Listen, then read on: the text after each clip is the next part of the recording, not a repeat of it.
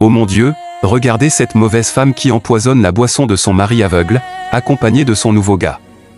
Mais heureusement, un esprit est venu récupérer le poison dans ses mains. Et le nouveau gars dit à la mauvaise femme, faut bien empoisonner la boisson, et dans ce cas, elle augmente bien le poison dans la boisson. Ensuite, ils sont partis en laissant l'homme et le fantôme. L'esprit a ouvert les yeux de monsieur et a disparu, et automatiquement, le monsieur a constaté qu'il pouvait voir avec ses yeux, tout étonné, et il a vu un verre contenant de la boisson devant lui. Il a commencé à sourire en disant « Dieu est fort », dans une joie profonde. Mais il s'est dit « Je vais reporter le verre, découvrir quelque chose, et peut-être boire la boisson ».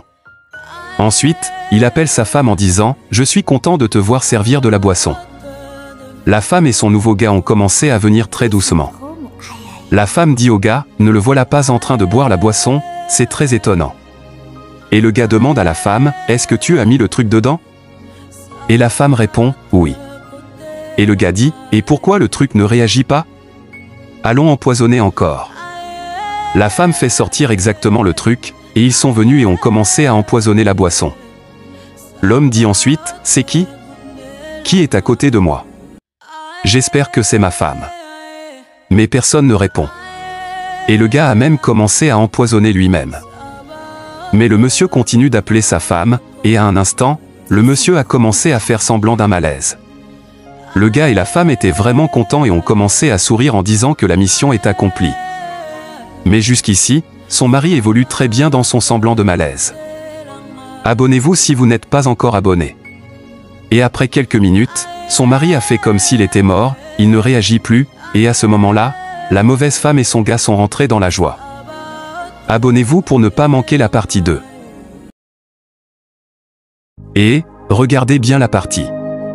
Quand la mauvaise femme et son gars ont su que le monsieur est mort effectivement, ils sont rentrés dans leur joie, et le gars dit ensuite à la mauvaise femme.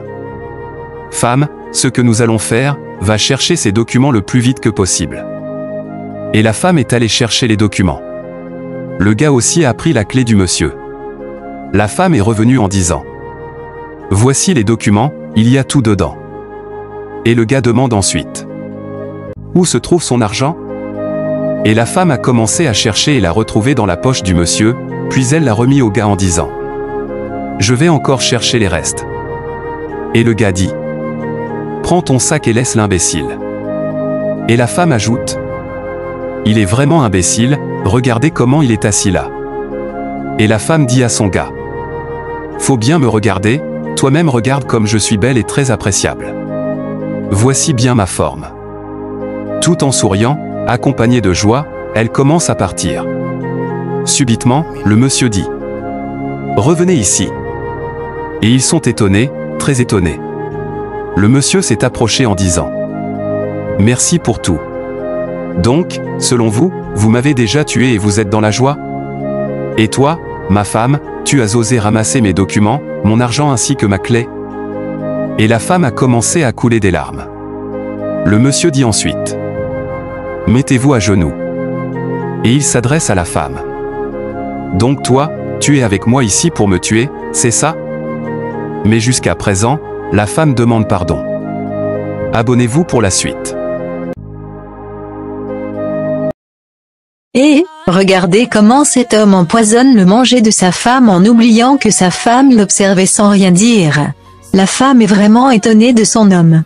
Après son opération, il appelle sa femme en disant « Le repas est prêt, faut venir, et nous allons manger », tout en souriant, en ajoutant « Le repas est vraiment appréciable, ma chérie. Voici ton plat préféré. » Elle dit « Merci beaucoup, mon homme, abonnez-vous massivement pour la suite. » Oh mon Dieu, regardez comment cet enfant est venu arracher la clé de la voiture de ce monsieur et a commencé à courir. Et le monsieur dit, « C'est quoi même ton problème? Ramène-moi ma clé. Pourquoi tu es venu arracher ma clé sans rien dire? » Mais l'enfant ne dit rien et courait toujours. Le monsieur dit ensuite, « Mais ramène-moi la clé, c'est quoi le problème au juste? Qu'est-ce que je t'ai fait pour que tu me fasses souffrir ainsi? Sinon, comment se fait-il que je sois tranquillement en train de passer un appel téléphonique et que tu sois venu brusquement arracher la clé de ma voiture? Dis-moi, cet enfant a-t-il un problème avec toi? » Mais jusqu'à là, l'enfant ne dit même pas un mot, malgré tout ce que le monsieur disait. Regardez bien jusqu'à la fin. Ensuite, le monsieur disait, « Arrête-toi, cet enfant. Tout énervé, il demande à l'enfant « Qui es-tu? Qui t'a envoyé faire tout cela ?» Mais l'enfant courait toujours. Courait. Abonnez-vous pour ne pas manquer la suite de la vidéo. Jusqu'à présent, le monsieur ne sait pas pourquoi cet enfant le traite ainsi.